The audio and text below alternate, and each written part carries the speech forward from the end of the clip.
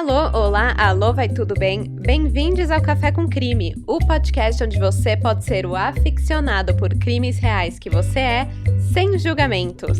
Eu sou a Esté Zorubi, ou Dona Café, vocês que mandam, e hoje eu vou contar pra vocês uma história completamente bizarra. E olha que quem falou isso foi o próprio delegado que cuidou desse caso. Eu vou falar sobre o feiticeiro da Amazônia, como obviamente o título já deu esse spoiler, né?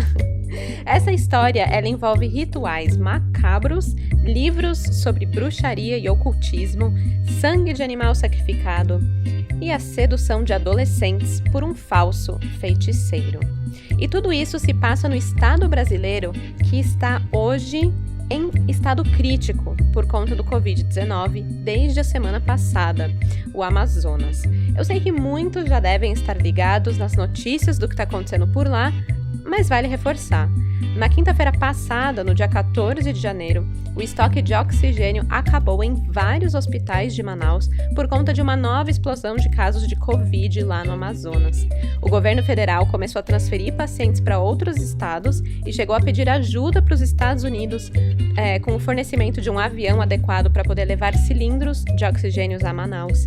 E a Venezuela também doou alguns cilindros de oxigênio. Isso tudo, gente, porque atingiram assim um novo recorde de internação. Teve um aumento de 193% nos sepultamentos entre dezembro e janeiro lá no Amazonas, lá em Manaus. O pico dessa nova crise levou pacientes internados à morte por asfixia, porque simplesmente não dava conta, não tinha o equipamento suficiente ali. A situação é bem crítica, é dramática, é caótica. E além dos pacientes com Covid, quem sofre com a falta de oxigênio também são os recém-nascidos, né? Os bebezinhos que precisam ali de auxílio para respirar. Bem, de um lado, o governo diz que já fez a sua parte, mas não foi o suficiente, obviamente. Mas, por outro lado, a gente tem voluntários que se uniram na internet para fazer doações e traçar aí uma logística e conseguir levar esses cilindros cheios de oxigênio para Manaus. Tem diversas instituições que estão nessa linha de frente do SOS-AM, recebendo, organizando doações. Tem o Instituto Ágape, o Amor Sem Caô, Salada, Bora Ajudar. Então, para quem quer ajudar financeiramente, eu vou postar a campanha lá no Instagram e no Twitter, mas eu também vou deixar aqui na descrição desse episódio os números de contato disponíveis para vocês poderem ligar e, enfim, ver como que funciona essa parte da doação. Mas também quem não puder ajudar financeiramente, só lembre que o que está acontecendo em Manaus não pode cair no esquecimento. Manaus precisa continuar na boca do povo, recebendo atenção e também servindo de alerta para todo mundo, né? Para todos mesmo. Vai que uma hora chega o seu estado a acontecer isso, né? E às vezes a gente só começa a prestar atenção quando chega perto de casa. Então, em homenagem ao maior estado do Brasil, que abriga Manaus, hoje aqui no Café com Crime a gente vai falar de uma história que se passa lá, no Amazonas. Quem indicou esse caso foi o @santo_Wesley. Ele mandou a seguinte mensagem lá por inbox no Instagram, abre aspas. Oi, Dona Café, tudo bem? Sou bem crimiseiro e ouço os seus episódios sempre antes de dormir, com a janela trancada, tá? Eu tô aqui para indicar sobre um assassino bem macabro conhecido como Feiticeiro da Amazônia. Vai o link de uma reportagem do programa Record Investigação. Fecha aspas. Primeiro, eu adoro um crimiseiro prevenido, né? Janela trancada, tá? E segundo, eu adoro mais ainda quando as mensagens terminam já com o link de uma fonte para eu ver sobre o que é e já me inteirar toda do assunto. Então, obrigada demais pela indicação e pela mensagem, Wesley. Um beijo enorme. Esse programa, o repórter Record Investigação, que ele mandou o link, entrevistou o feiticeiro da Amazônia e também as suas vítimas. Então é algo bem legal de se assistir. Eu usei bastante as fontes, alguns trechos de áudio que estão aqui no episódio são de lá, tá bom? Além do programa, eu usei outras fontes que foram as seguintes: o G1, Parintins 24 Horas, Terra, A Crítica, R7 e, claramente, a minha melhor amiga, Wikipédia. E com isso, bora começar do começo?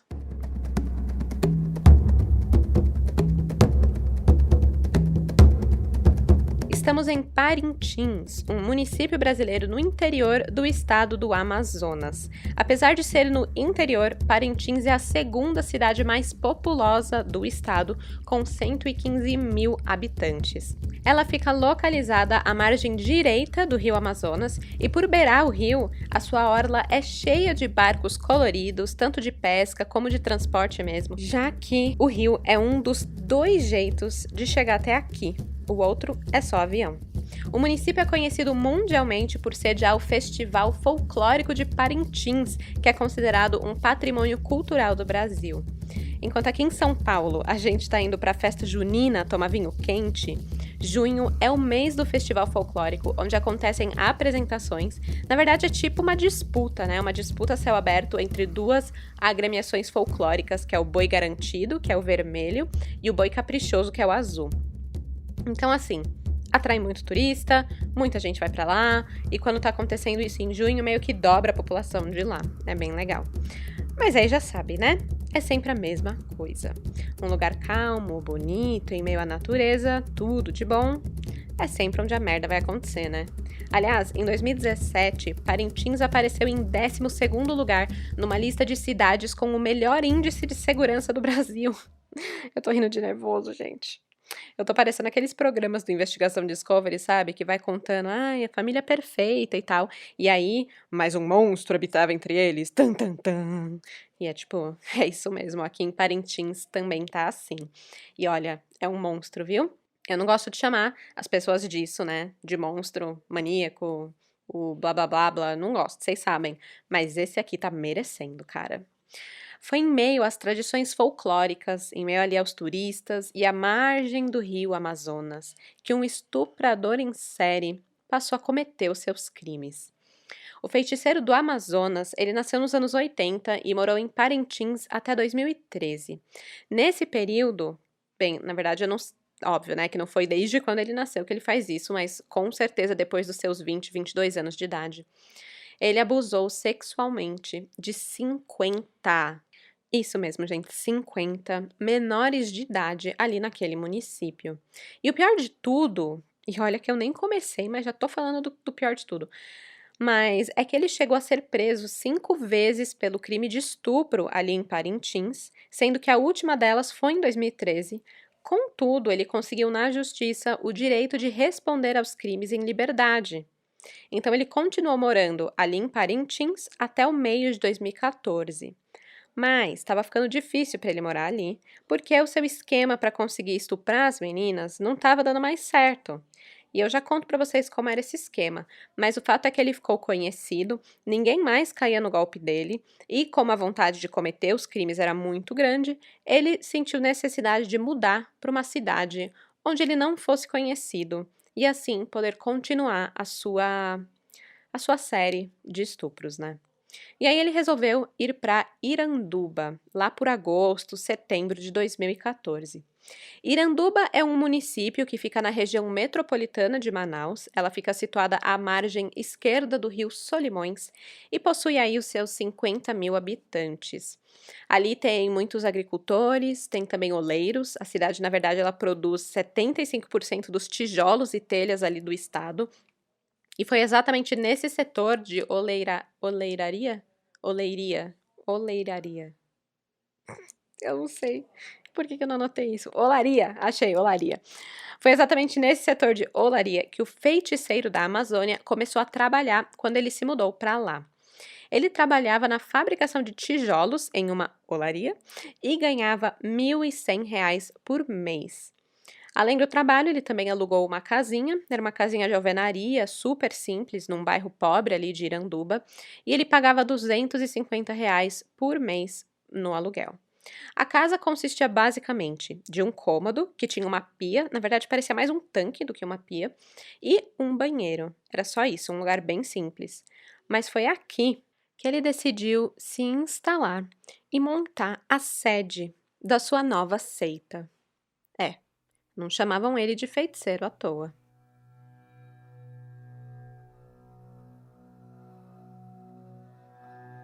A localização da nova casa do feiticeiro foi bem estratégica para ele.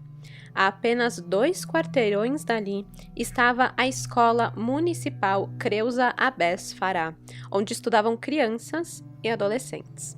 Ele ficava na porta da escola, olhando as garotas, e se aproximava de algumas que ele selecionava. Ele as convidava para ir para um lugar onde eles poderiam ver uma banda de rock e dançar, e talvez, quem sabe, até formar a sua própria banda. O que é bem esquisito, né? Porque chega um marmanjo de 30 anos falando com garotas de 13, 15 anos, querendo formar banda, meu. Não, gente, só não. Mas isso foi acontecendo, foi passando despercebido mesmo, e foi indo. Até que, depois de um tempo, uma funcionária da escola notou que as meninas passaram a se vestir de forma diferente.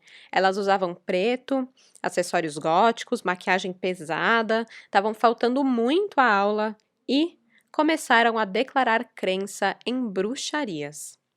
E assim, ok, são adolescentes, né? Quem não teve a sua fase emo, não é mesmo? Eu sou total culpada disso. Mas essa funcionária, que se eu não me engano era a diretora da escola, ela viu que por trás dessa mudança não tinha ali só rebeldia adolescente, sabe? Tinha algo a mais, algo muito estranho. Depois de perceber a presença daquele homem no portão da escola, ela decidiu acionar a polícia. O que estava acontecendo ali definitivamente não era nenhuma rebeldia comum. Era o trabalho do feiticeiro da Amazônia. A primeira etapa do trabalho desse homem era o recrutamento, que era o que ele fazia lá na porta da escola. Depois que ele as convencia a ir com ele, bom, melhor eu ler aqui para vocês um trecho de uma menina. Ela tem 15 anos e ela conheceu o feiticeiro na porta da escola um mês antes da merda toda ser jogada no ventilador, tá? Então até aqui meio que ninguém sabia quem ele era. E ela conta o seguinte em uma entrevista pro Portal Terra, abre aspas. Inicialmente, ele me chamou para o grupo que ele criou para falarmos sobre bandas de rock and roll. Depois da primeira reunião que eu participei, ele já foi me falando desse grupo satânico.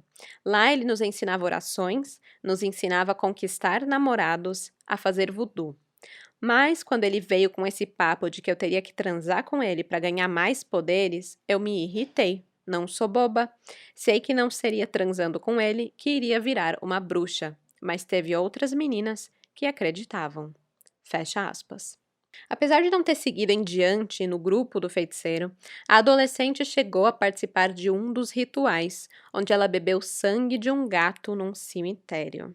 Gente, isso é absolutamente surreal na minha cabeça. Tipo, olha o que o cara fazia. Senhor!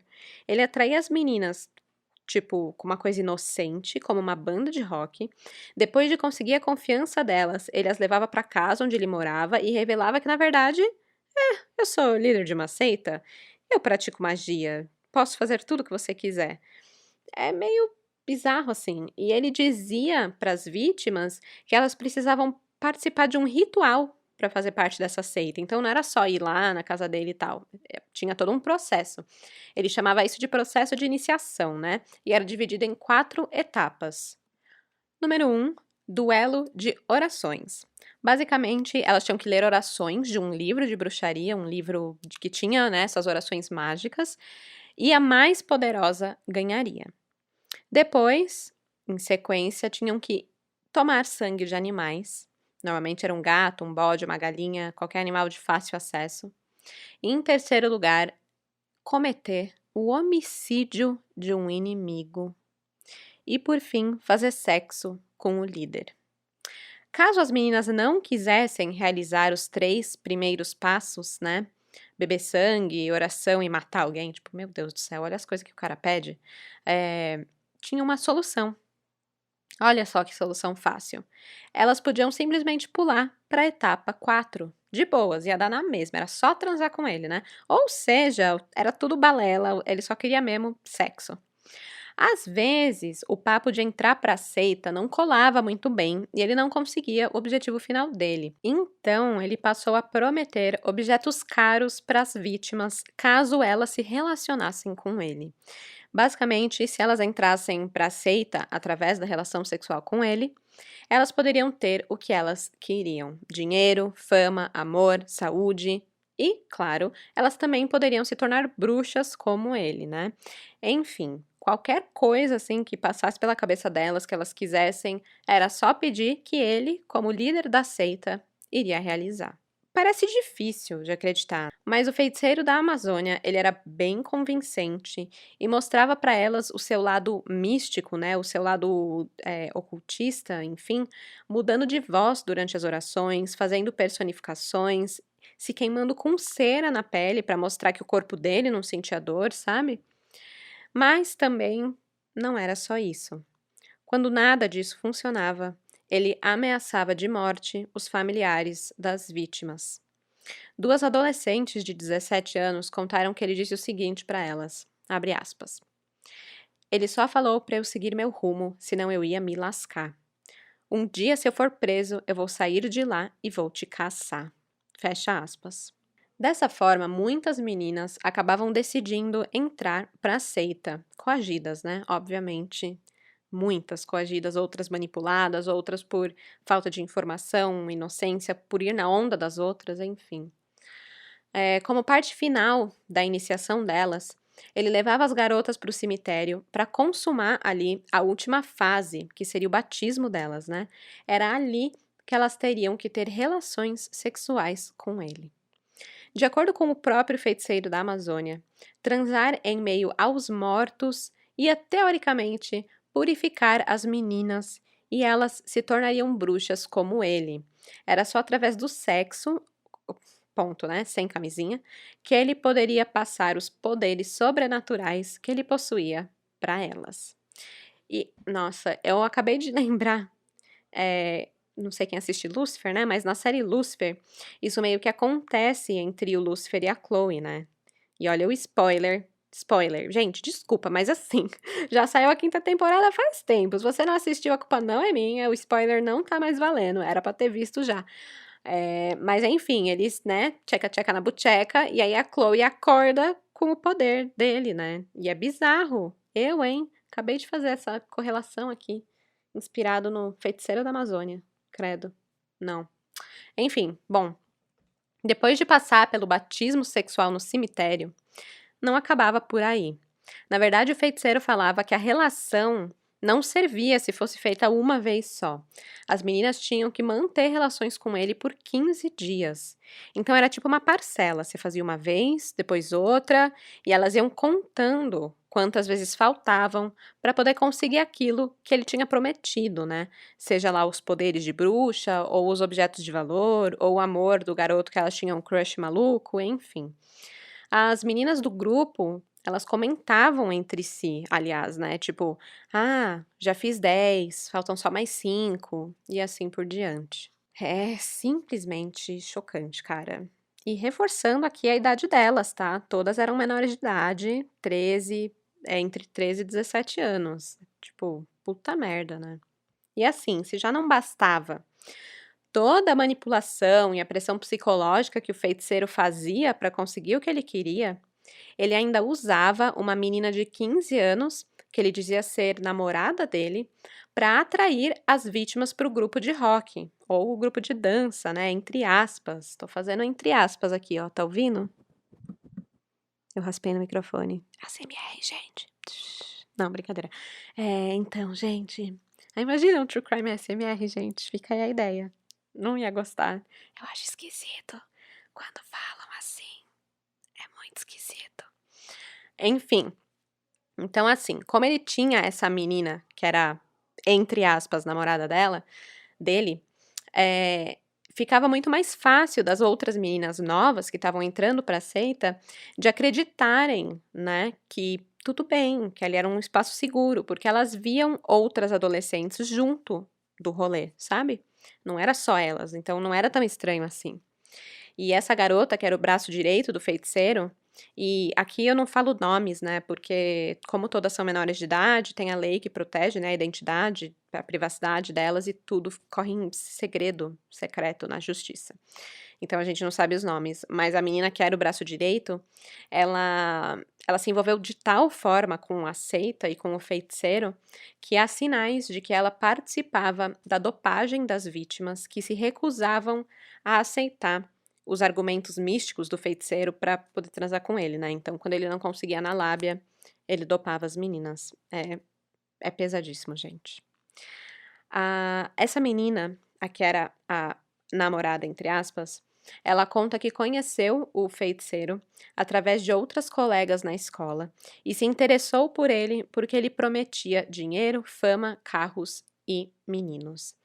Como ele fazia com todas as outras meninas, mas com ela era um pouco além, era diferente. Algo nessa menina chamou a atenção dele e ele ofereceu para ela que ela poderia virar uma feiticeira muito forte, assim como ele, e afirmou para ela que ela tinha dons para isso.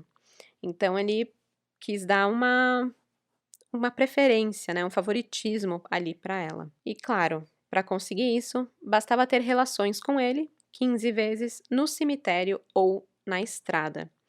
E ela queria isso, ela queria esse poder, ela queria se diferenciar, tipo, poxa, eu tenho um dom, nossa, né?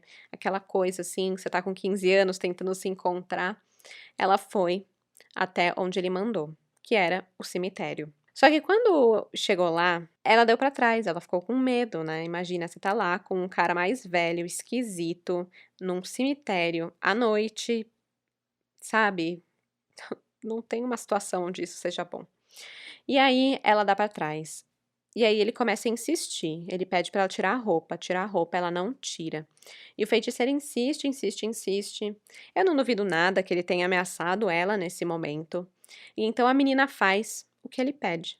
Ela tira a roupa, senta em cima de um túmulo e tem relações sexuais com ele. Ah, e um detalhe: sem preservativo. Porque, de acordo com o feiticeiro, ele era abençoado e não teria perigo de qualquer coisa acontecer. O pai de uma outra vítima, uma menina também de 15 anos, contou que a filha se envolveu com o tal feiticeiro e que ele desconfiou do cara desde o comecinho. E olha que coisa mais, sei lá, na cara dura, assim, o feiticeiro apareceu lá na casa dela, passou um dia lá com ela. Tipo, em que mundo que é normal um cara aleatório de 30 anos vir passar o dia com a sua filha de 15, né? Não existe esse mundo. O pai comenta que achou muito estranho o comportamento dele e o jeito como ele se vestia e tudo mais. E quando ele saiu da casa, ele perguntou pra filha quem que era aquele homem, né? E aí ela contou que ele mexia com magia. E na hora o pai já ficou cabreiro e alertou ela de que, ó, quem mexe com essas coisas não é do bem não. Pode estar envolvido aí com exploração sexual. Foi a primeira coisa que passou na cabeça desse pai. Só que infelizmente a garota não deu ouvidos ao pai e acabou se tornando uma das vítimas do feiticeiro da Amazônia.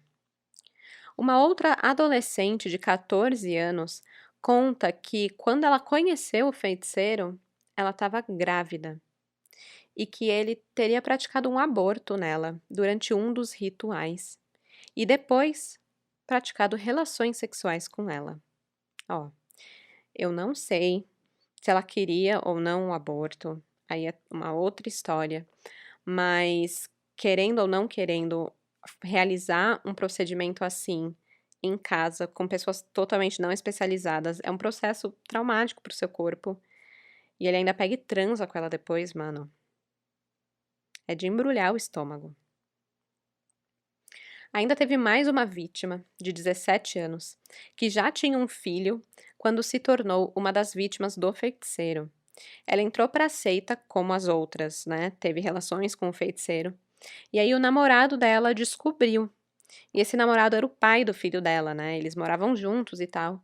E quando ele ficou sabendo do caso, ele saiu de casa e abandonou a família por considerar o ato da menina de 17 anos uma traição.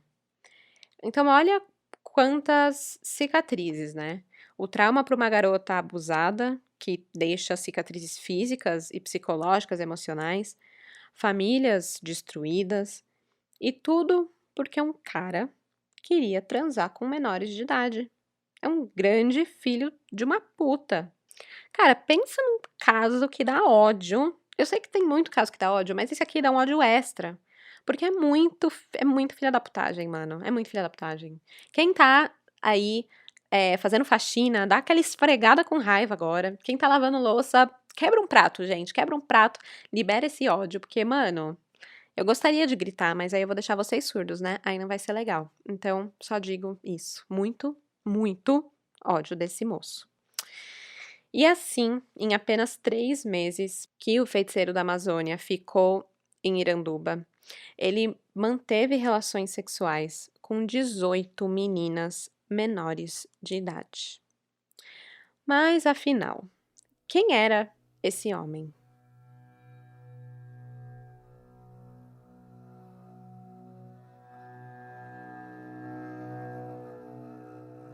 O nome do feiticeiro da Amazônia é Renato Reis Fragata. Ele era um local, ele nasceu ali em Parintins, Amazonas, que é a cidade do festival do Boi-Pumbá, que eu comentei lá no início. A mãe do Renato, ela tinha apenas 13 anos quando engravidou dele. E ele nunca chegou a conhecer o pai, porque o pai abandonou a família logo que a mãe soube da gravidez. Quando chegou o momento do parto, foi um grande susto, porque ela descobriu que estava grávida de gêmeos. E infelizmente, acabou que o irmão gêmeo de Renato morreu no parto.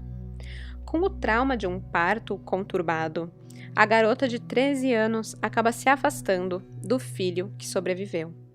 E assim, além do abandono do pai, logo que ele era bebezinho ainda, a mãe também decidiu que não queria mais ele. Ele cresceu sob os cuidados do avô, que é quem ele considera o seu pai, e quando ele era menino, ele era como qualquer outro menino. Ele participava lá do Festival de Parintins, dançava no boi, brincava nas tribos ali que tinha na região, e até aí algo muito normal e comum para uma criança local. Mas o Renato, ele afirma que ele conseguia ouvir a voz do irmão gêmeo, e ele considera que teve contato com o sobrenatural quando ainda era muito criança. Ele diz que escutava uma voz chamando, dizendo: "Vem, vem pro meu lado." E ele acredita que é o irmão o chamando para a dimensão dos mortos. E ele não levou isso numa boa, porque é difícil alguém levar isso numa boa, né? Tem que ser muito centrado e sensitivo, mas ele simplesmente não levou numa boa, ele não queria ir para essa dimensão, então desde pequeno ele se refugiou na religião. Ele foi coroinha da Igreja Católica e trabalhou por 10 anos dentro da igreja. E o seu desejo, olha só como são as coisas, na verdade ele queria ser padre. Mas isso não foi muito para frente, porque o Renato não conseguia se dar bem com os outros sacerdotes da igreja. Então ele resolveu sair e nunca mais voltou. Uma pessoa que conheceu ele na época que ele trabalhava na igreja disse que jamais imaginaria que ele fosse capaz de cometer os crimes que ele cometeu. Ela conta que levou um susto ao ver as imagens do Renato no jornal, mas apesar de achar que ele era inofensivo, né, que ele não era agressivo, violento, enfim, ela não achava que ele era muito normal, não. Ela diz o seguinte sobre ele, abre aspas: "Em 2003, eu frequentava a Igreja Católica Nossa Senhora de Lourdes, que fica no bairro Palmeiras, em Parintins, e na época ele era coroinha, mas tinha uma personalidade meio estranha, tanto que nós chamávamos ele de Máscara, porque a cada momento ele mudava a sua personalidade." Fecha parênteses. Fecha parênteses? Quê? Fecha aspas. Fecha aspas. Além de Máscara, louca, né? Ai, ai. Além de Máscara, um outro apelido que o Renato tinha era de Bin Laden. E não era por ter nada a ver com bombas, terrorismo, nada a ver.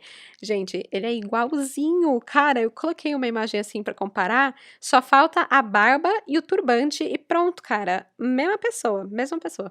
Depois eu posto uma foto lá no Instagram, nos stories, pra vocês verem.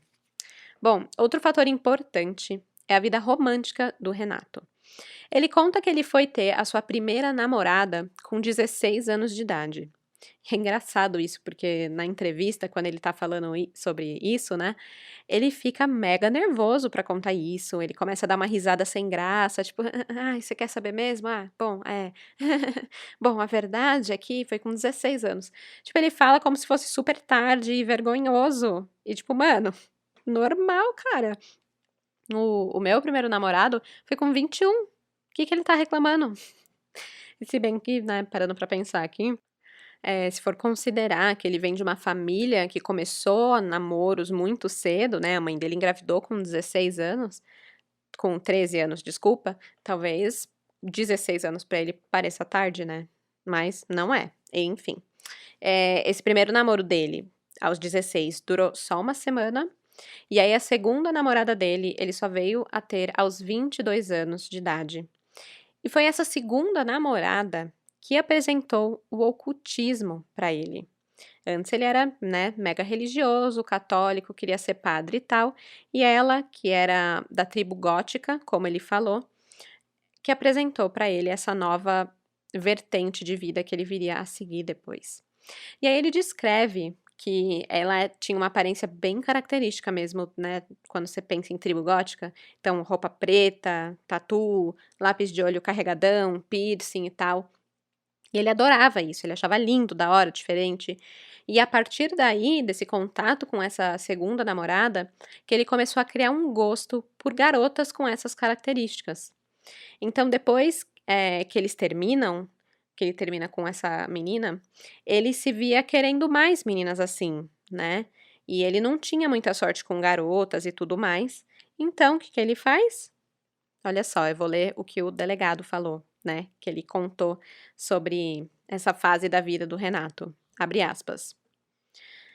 Ele disse que fazia parte de uma igreja cristã e que tinha uma vida tranquila, só que não conseguia formar uma família ao lado de uma mulher. E por isso, disse que resolveu se especializar em magia maléfica. Fecha aspas. Mano, eu queria muito entender essa ligação. Não consigo namorar? Vou me especializar em magia. Tipo, cadê? Como que você chegou até isso, né?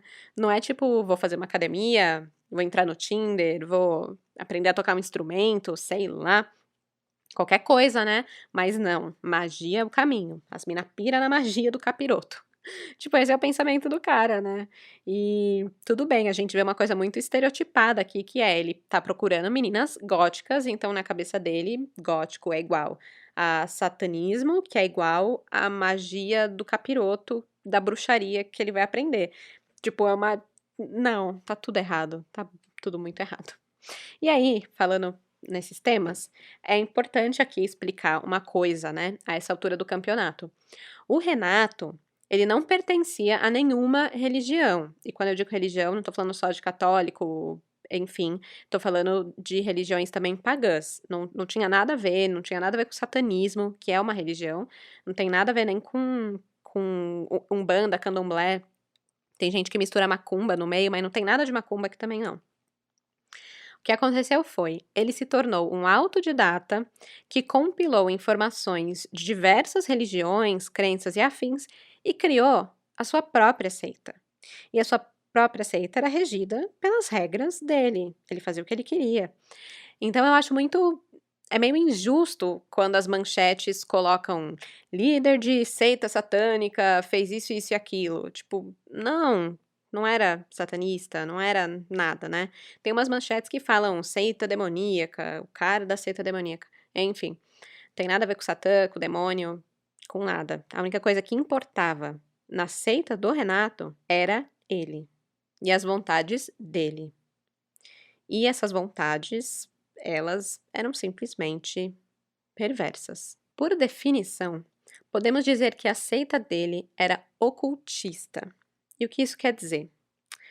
No ocultismo, a magia é considerada neutra, né? Ela pode se tornar benéfica ou maléfica dependendo de quem está aplicando essa magia. Se ela é usada para fins egoísticos, que prejudica outra pessoa, ela é considerada magia maléfica. Se a magia é aplicada de uma forma altruísta, enfim, ela é benéfica. E para qualquer tipo de magia que é utilizado, de acordo com o ocultismo, tem sempre o karma, né. Então, se você faz uma coisa ruim, isso vai voltar pra você, se você faz uma coisa boa, isso vai voltar pra você. Então é muito, importante você ter noção do que você tá fazendo com o uso dessa magia, desse poder, porque vai voltar pra você depois, né, se você fazer o bem ou o mal.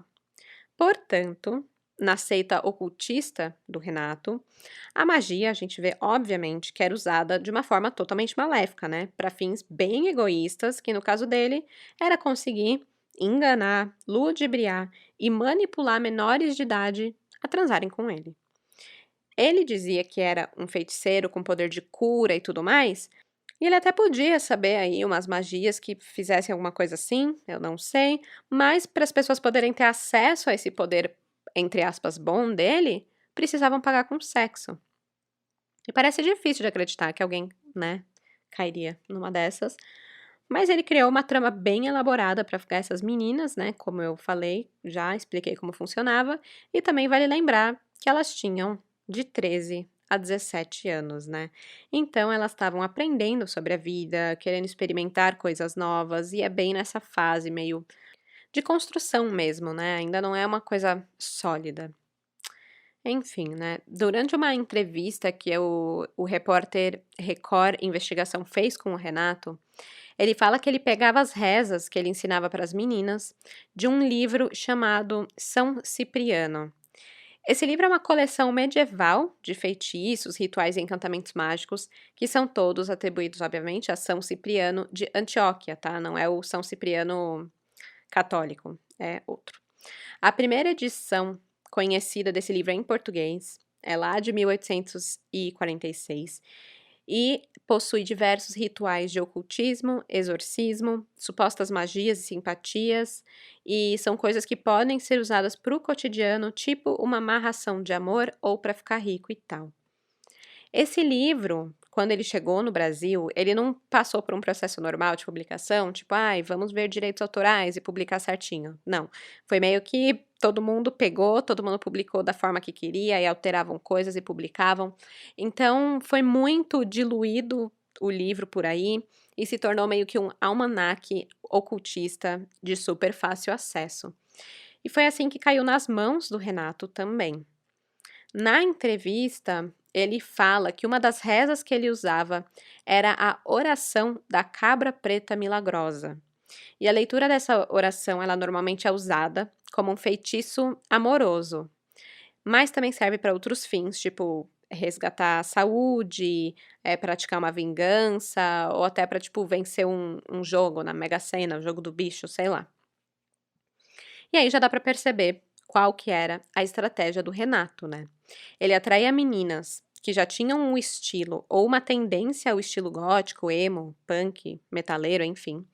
Primeiro falava que iam formar uma banda de rock, então já começa por aí também o estereótipo, né, de gótico e bandas de rock, enfim.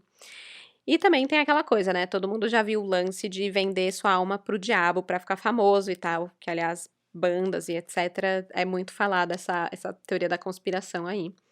Então ele fazia uma coisa muito parecida, ele ia explorando os desejos e também as fraquezas dessas meninas, e muitas delas nessa fase conturbada aí de adolescência, onde você quer ser aceito, quer ter um namoradinho, isso e aquilo.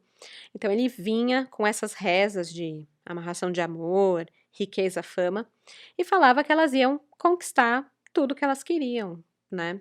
Então, ele ensina uma reza, passa algumas crenças de bruxaria, né, da sua seita, e aí quando elas começam a se interessar, vão ficando curiosas com aquilo, aí ele entra com o lance bizarro do ritual e da iniciação, né. Aquelas 4 etapas que terminam com sexo. E elas aceitam. Aceitam porque acreditavam que com a reza da cabra preta milagrosa e o ritual, elas iam conseguir o que elas queriam. Eu bati um pouco aqui na tecla delas quererem um namoradinho, um amor, amarração de amor, garotos e tal.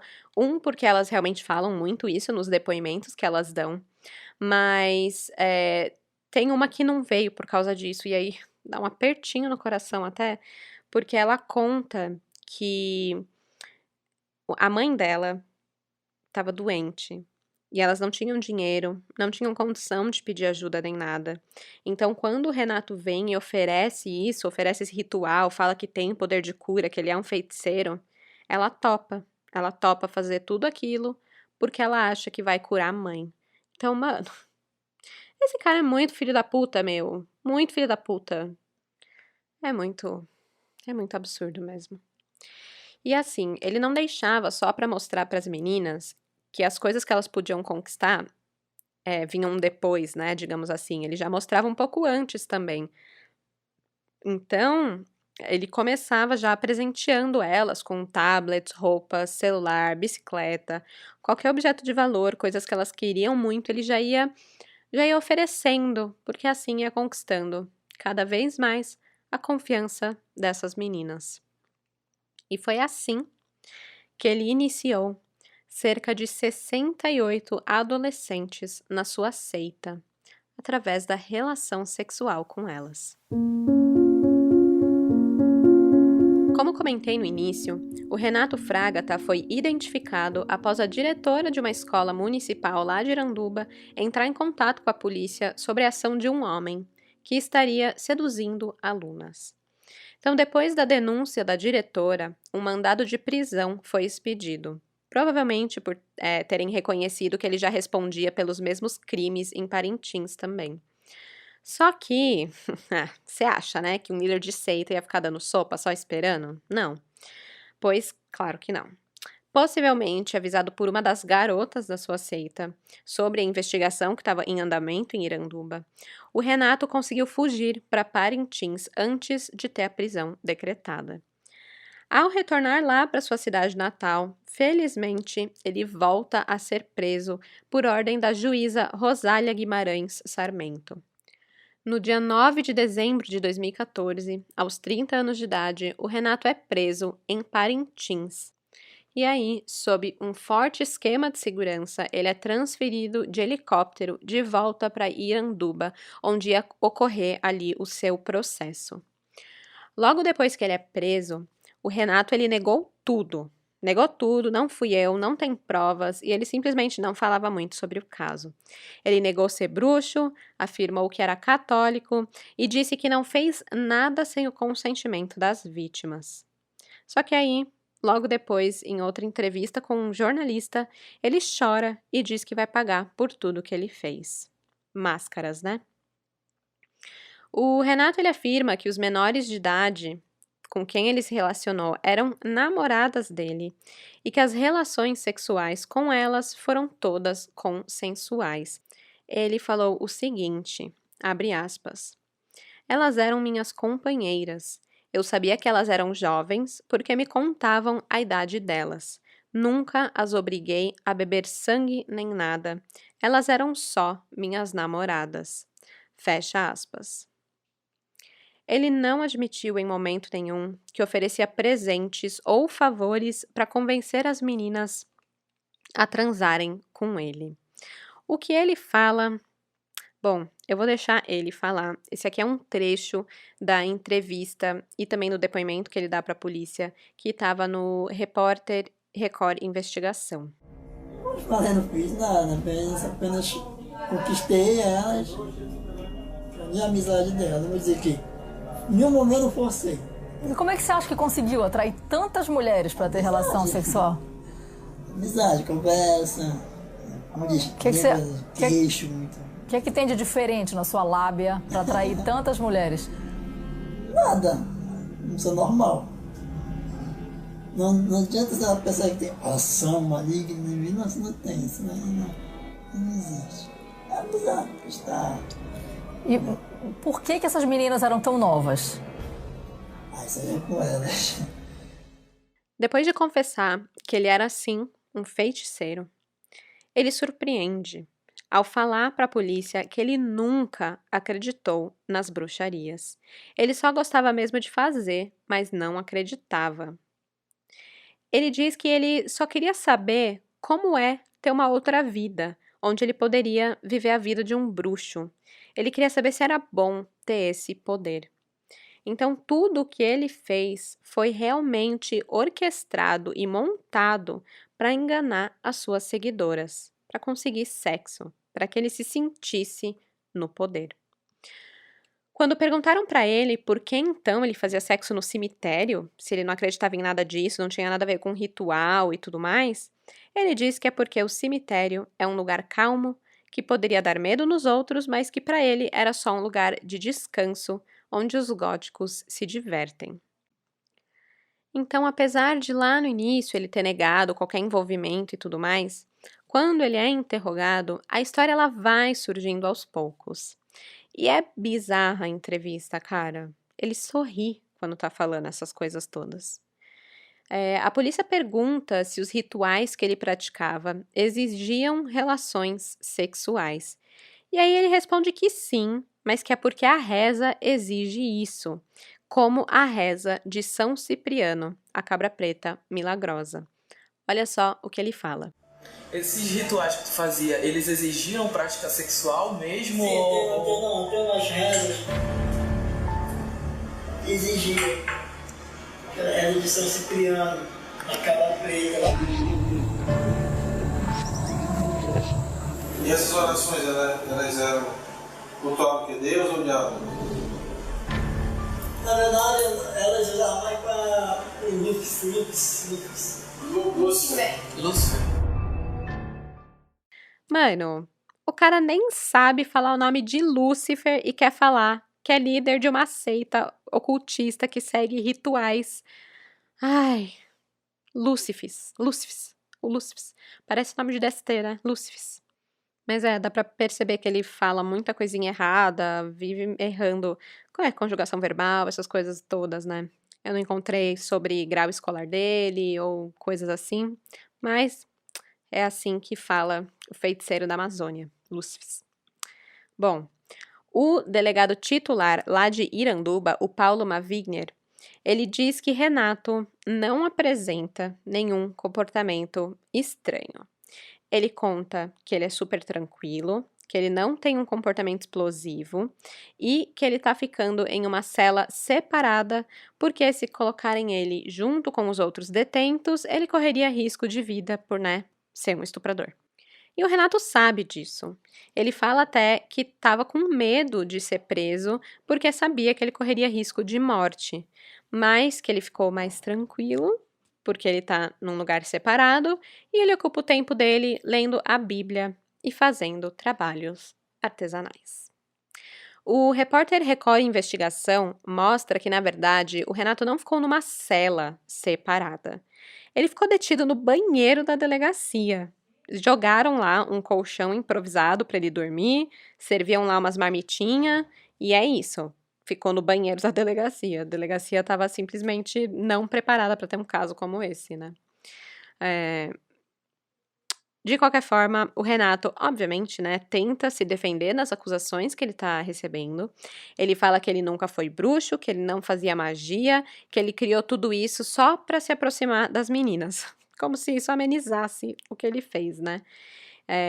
E quando perguntam por que meninas tão novas, ele fala que era mais fácil porque meninas entre 13 e 17 anos querem ter experiências novas. Então, aceitavam mais ele do que uma mulher mais velha que via, obviamente, que ele era um babaca. Ele fala o seguinte, para finalizar o depoimento dele. Fecha aspas. Não, abre aspas. Eu tô abrindo aspas. Estou arrependido de tudo que fiz. Se pudesse voltar atrás, não faria nada. Quando eu sair da cadeia, quero constituir uma família e viver uma vida normal. Fecha aspas. Essas são as palavras do Renato Fragata. Então, ao mesmo tempo que ele se diz arrependido, que ele fala que quer ter uma vida normal, ele sorri quando quando perguntam pra ele sobre as meninas com que ele se envolveu, sabe? É muito máscara, cara. Aquele apelido, mano, da tiazinha lá da igreja foi maravilhoso. É isso mesmo que ele é. Durante a entrevista do Renato, ele disse que ele acabou com a própria vida, mas que ele quer mudar. E ele ainda lembrou da mãe dele e disse que pensou que ela jamais fosse visitar ele na prisão, porque eles nunca tiveram um bom relacionamento, né? Ele foi abandonado por ela lá no início e tudo mais. Mas acredita que ela foi visitar, ela foi visitar ele lá no banheiro da delegacia. E ele diz que ficou muito surpreso quando viu ela entrando lá, mas que isso tranquilizou ele e que ele viu que talvez ele tenha uma chance de realmente mudar quando sair da cadeia. E, assim, né, a gente sabe que a cadeia é um lugar para realmente reabilitar e reeducar as pessoas, então espero que isso seja possível com esse ser horripilante. É só isso que eu espero. Bom, ao menos 3 das jovens que ele estuprou são menores de 14 anos, o que caracteriza o crime de estupro de vulnerável. A pena para esse tipo de crime pode chegar a 20 anos de cadeia. Então, ele vai responder por estupro de vulnerável, também por corrupção de menores, pelo que como ele usou aquela menina, né, que era o braço direito dele, e também por mais uma coisa, disseminação de pornografia infantil. Pois é, além de tudo, ele chegou a postar fotos das relações sexuais que ele tinha com as meninas menores de idade em um grupo fechado na internet.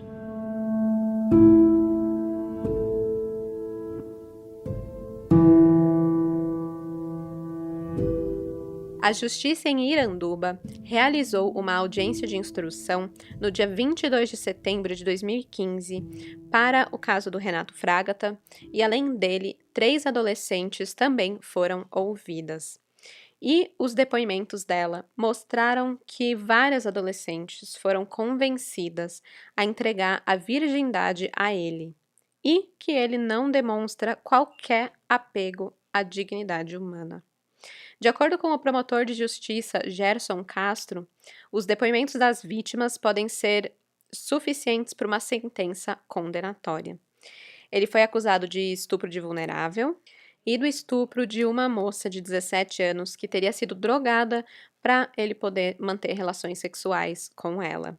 E 2 adolescentes que teriam feito sexo com ele porque realmente acreditavam que ele teria poderes mágicos e que poderia fazer alguma coisa em relação a elas, para o benefício delas. A defesa do Renato chegou a tentar pedir a liberdade provisória do réu para ele poder responder em liberdade, porém, o Ministério Público, com toda a sua sabedoria, foi contra, por entender que ele não tem residência física ou fixa em Iranduba, ou seja, ele ia acabar indo para outra cidade e também porque ele já tinha feito merda antes, né, quando ele foi solto em liberdade. Então, por isso, ele ficou aguardando julgamento preso. E não demorou muito. O julgamento de Renato Reis Fragata, o feiticeiro da Amazônia, ocorreu no dia 21 de março de 2016. A sentença foi assinada pelo juiz Jorzenildo Dourado do Nascimento e na decisão ele destaca que o modus operandi do acusado, ele demonstra a forma cruel e desumana com a que ele atuava. Eu vou ler um trecho aqui para vocês, abre aspas. A conduta do acusado é de acentuada censurabilidade, pois, sendo capaz de compreender a ilicitude dos seus atos, preferiu atuar em desacordo com a lei e a paz social. O acusado, desprovido de qualquer sentimento pela pessoa humana, premeditou todos os delitos narrados na denúncia, com o único objetivo de satisfazer sua necessidade de manter, a todo custo, relações sexuais com menores de idade e mulheres, invocando por vezes Deus e o diabo. Fecha aspas. Forte, né? Muito forte, gostei desse juiz. Renato Reis Fragata, ele foi condenado a 28 anos e 8 meses de prisão pelos crimes que ele cometeu. E eu sei, se você parar para pensar que foram 68 meninas, 68 traumas, com menores de idade, parece pouco, né? Mas, infelizmente, apenas 2 dos casos de estupro ficaram provados nos autos do processo e acabaram levando ele a essa condenação. Hoje, o Renato se encontra preso no Centro de Detenção Provisória lá em Manaus. Pesadíssimo, né? É difícil, é muito difícil de entender. Como que um ser humano desse existe? E ainda como que um ser humano desse consegue manipular outros, abusar dos outros, assim, na cara dura por tanto tempo, sem ninguém ver, sabe? E graças a Deus, a diretora da escola teve um olhar apurado sobre as suas alunas, percebeu que algo não estava certo e fez uma denúncia, né? E por mais diretores e professores assim, porque, sério, a mulher colocou atrás das grades um estuprador em série, simplesmente porque olhou para os alunos, gente, olhou, teve o cuidado de olhar, de refletir e perceber que tinha alguma coisa diferente ali, né? É uma heroína, na minha opinião. Bom, amanhã, a famosa quinta-feira, eu vou colocar fotos do caso lá no Instagram, o @cafécomcrime. Eu também vou colocar os dados das instituições que estão ajudando Manaus nesse momento tão crítico para a cidade, que, né, acabou virando o centro de Covid no Brasil. Então, gente, não esqueçam o que está acontecendo por lá. Fiquem em alerta, o bagulho é sério mesmo. Vamos ajudar como a gente puder, se não for financeiramente, que seja falando de Manaus, lembrando de Manaus e, claro, fazendo a nossa parte para evitar aglomerações, usar a máscara, álcool em gel e todos os protocolos que a gente já tá careca de saber, né? E eles não acabaram em 2020, não. Precisam ser seguidos ainda, tá bom? É isso, minha gente. Se cuidem. Até quarta-feira que vem. E até lá, cuidado para não entrar numa seita sem saber. Porque de desgraça já basta esse podcast. Tchau, tchau!